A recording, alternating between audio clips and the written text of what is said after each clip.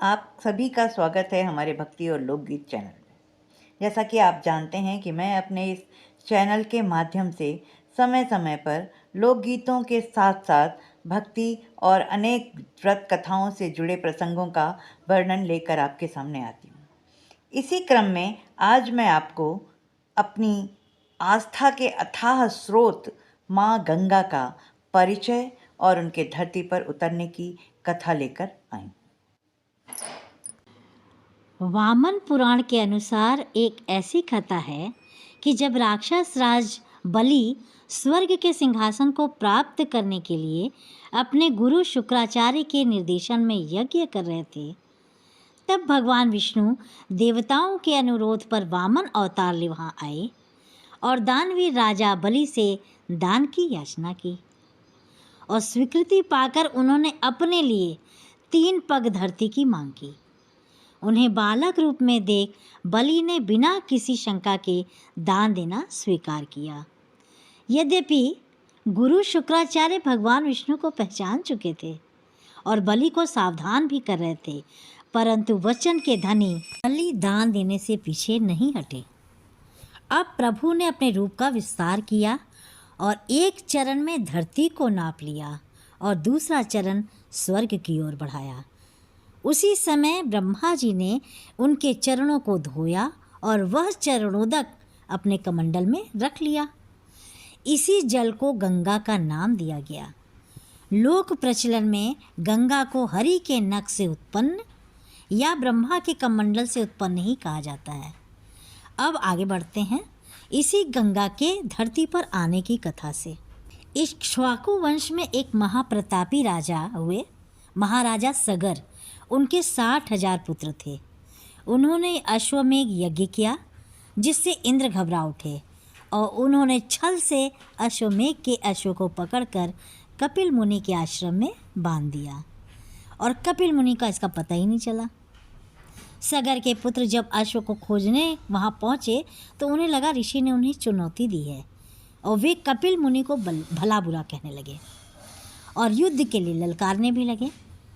ध्यान में विघ्न होने से ऋषि की तपस्या भंग हुई और वे क्रोध से भर उठे। उन्होंने अपने तपोबल के सगर के सभी पुत्रों व समस्त सेना को भस्म कर दिया। महाराजा सगर ऋषि के चरणों में गिरकर अनुनय विनय भी करने लगे। ऋषि ने कहा, इनका पुनर्जीवन तो संभव नहीं है, किंतु यदि स्वर्ग से गंगा धरती पर आ जाएं तो उनके जल से इनको मुक्ति मिल सकती है। सगर की कई पीढ़ियों ने गंगा को धरती पर लाने का प्रयास किया पर सफल नहीं हो सके। फिर भगीरथ ने गंगा को धरती पर लाने के लिए कठोर तप किया और उनके तप से प्रसन्न हो ब्रह्मा जी प्रकट हुए और कहकर वर मांगने को कहा। भगीरथ ने गंगा को धरती पर भेजने की प्रार्थना की। ब्रह्मा जी ने उन्हें समझाया कि गंगा को धरती पर आने के लिए समझाना बहुत कठिन है और यदि वह मान भी जाएं तो अपने प्रबल वेग में जब गंगा धरती पर आएंगी तो धरती पर जल ही जल हो जाएगा और धरती रसातल हो जाएगी। ब्रह्मा जी की बात सुनकर भगीरथ निराश हो गए।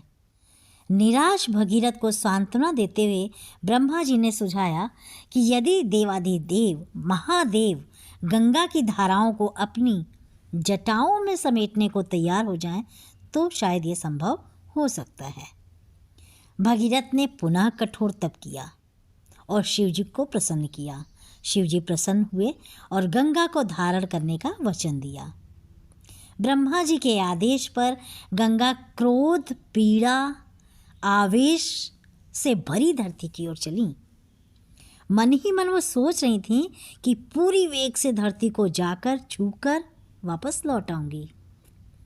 इधर हिमालय की चोटी पर शिवजी दोनों पैरों को मजबूती से जमाए जटाओं को फैलाकर खड़े थे।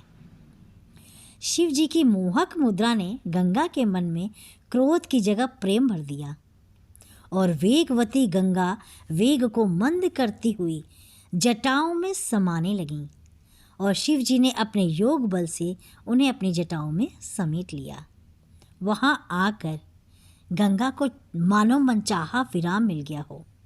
वे शिव के प्रेम में डूब रही थीं और शिव जी भी उनके प्रेम को स्वीकार कर उसमें डूब गए। गंगा को धरती पर उतारना ही भूल गए। तब व्याकुल भगीरथ ने पुनः प्रार्थना की।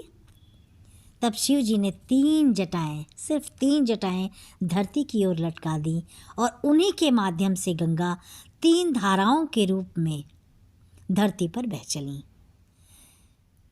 त्रिपत गामिनी कहलाईं। भगीरथ के पूर्वजों का उद्धार हुआ और धरती को अथाह जल स्रोत के रूप में जीवन मिला। गंगा से जुड़ी ऐसी अनेक बातें मैं समय समय पर आपको बताती रहूँगी। उसके लिए जुड़े रहिएगा हमारे चैनल पे। और बहुत बहुत धन्यवाद आपको कि हमारे चैनल को आप विज़िट करते हैं।